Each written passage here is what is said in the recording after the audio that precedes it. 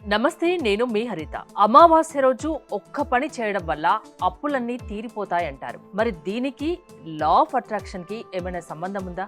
తెలుసుకుందాం. స్టూడియోలో ఉన్నారు result oriented law of attraction coach విశ్వం విజయ్ గారు.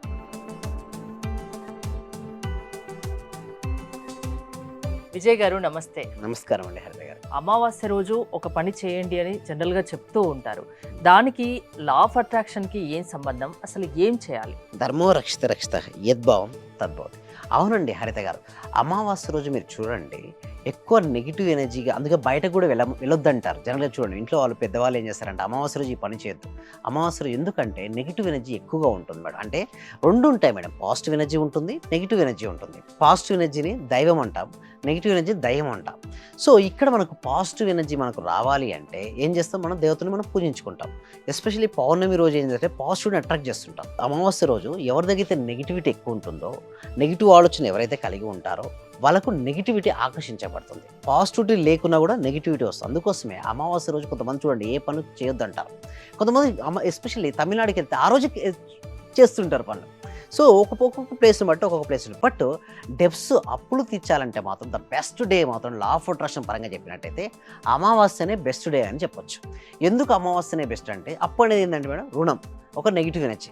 ఆ నెగిటివ్ ఎనర్జీ మీ నుంచి బయటకి తీయాలి అంటే నేను ఏం చేస్తాను, డిఫరెంట్ ఆల్రెడీ ఇదివరకు కూడా కొన్ని చెప్పాను, చూసాను, అది కూడా వర్కౌట్ అయినాయి. సో కొంతమందికి అది వర్కౌట్ అవ్వని వారు కానీ, లేదా ఇంకో కొంచెం వేరేది చేద్దాం అనిపించి నాకు మంచి రిజల్ట్స్ రావాలంటే కొంతమంది చేయించాను, కొంతమంది రిజల్ట్స్ కూడా వచ్చింది.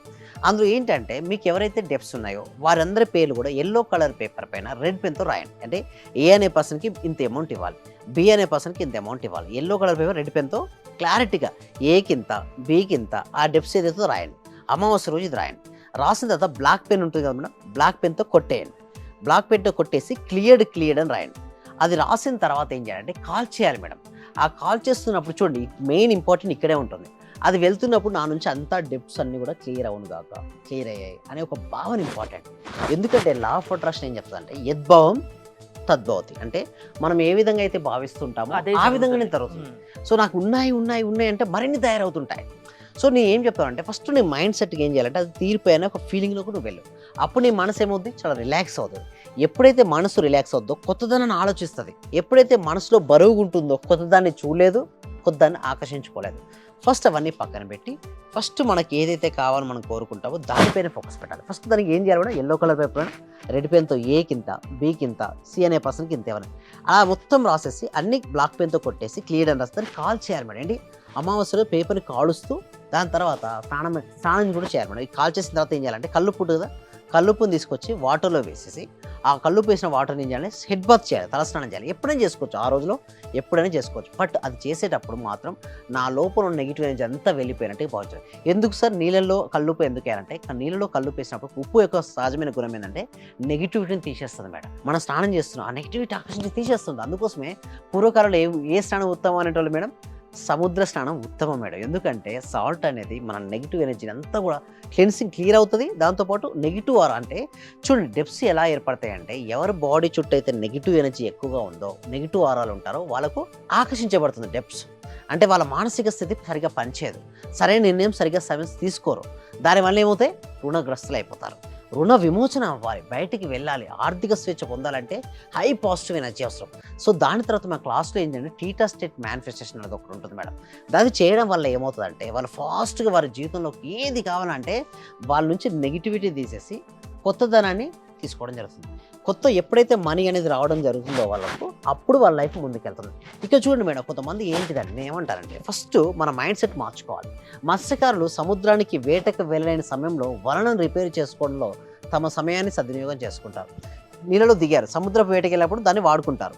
ఒకవేళ ఖాళీ ఉంటే సమయంలో వాళ్ళు ఏం చేసుకుంటారు, రిపేర్ చేసుకోవాలి. రిపేర్ దేంతో, passion, behaviour, dreams, self love. అంటే నేనేమన్నానంటే క్లాస్లో ఎవ్రీడే మార్నింగ్ ఇది ఒక ప్రాక్టీస్, ఒక రిపేర్ లాంటిది. చూడండి, వాళ్ళని ఎట్లయితే రిపేర్ చేసుకుంటారో morning each and everyday morning వాళ్ళు రిపేర్ చేసుకుంటారు. ఎవరైతే వాళ్ళు రిపేర్ చేసుకోవడం మొదలుపెట్టారో అప్పటి నుంచే వారి జీవితంలో మార్పులు రావడం మొదలు పెడుతుంటాయి. సో రిపేర్ చేసుకోవడం కేవలం అక్కడ మాత్రమే వాడుకుంటాను, వచ్చినాక రిపేర్ చేసుకోవడం ఏంది ఉపయోగం లేదు. సమయం వేస్ట్ చేయొద్దు అంటారు. ఎస్. అయితే సమయాన్ని సరిగ్గా సద్వినియోగపరచుకొని ఉపయోగించుకోండి. ఇప్పుడు ఇద్దరికి వెళ్ళాడు మేడం, రెస్ట్ తీసుకున్నప్పుడు ఏంది, నైఫ్ షార్ప్ చేసుకోవచ్చు కదా. సో అలా ఉన్న వ్యక్తి మాత్రమే విజేతగా మిగిలిపోతాడు. అంటే క్లారిటీ ఉంచుకోవాలి మేడం. మనకి ఎప్పుడైతే ఖాళీగా ఉన్నామో ఆ సమయాన్ని సద్వినియోగపరచుకోవాలి. సమయాన్ని సద్వినియోగపరచుకుంటే విద్యార్థి మంచి జీవితాన్ని పొందుతాడు. సమయాన్ని సద్వినియోగపడితే ఒక బిజినెస్ పర్సన్ మంచిగా మనీని సంపాదిస్తాడు. సో తను మనీ చూడండి, మనీ ఎందుకు రాదంటే మేడం, ఆ మనీ ఎందుకు చిన్నప్పటి నుంచి ఒకవేళ నెగిటివ్ భావాలు ఎక్కువైందనుకోండి వాళ్ళకు మనీ రాదు. సో ఆ నెగిటివ్ భావాలు వెళ్ళి మనీ ఎందుకు పాజిటివ్ ఎనర్జీ అనేది, money is energy, positive energy. మన లోపల ఆ ఎనర్జీ ఉంటేనే మనకు మనీ ఫ్లో అవుతుంది. ఇంకొక స్లైడ్ మనం చూసినట్టయితే పూర్ణ శ్రద్ధతో, అంటే పూర్తి శ్రద్ధతో ఒక పనిని మీరు చేపట్టినప్పుడు మిమ్మల్ని ఎవరు ప్రేరేపించనక్కర్లేదు. మీ దృష్టే మిమ్మల్ని ముందుకు తోస్తుంది. మన పూర్తి దృష్టితో మనం పని చేసినప్పుడు మన దృష్టే ముందు తీసుకెళ్తుంది. అలా ఏకాగ్రత.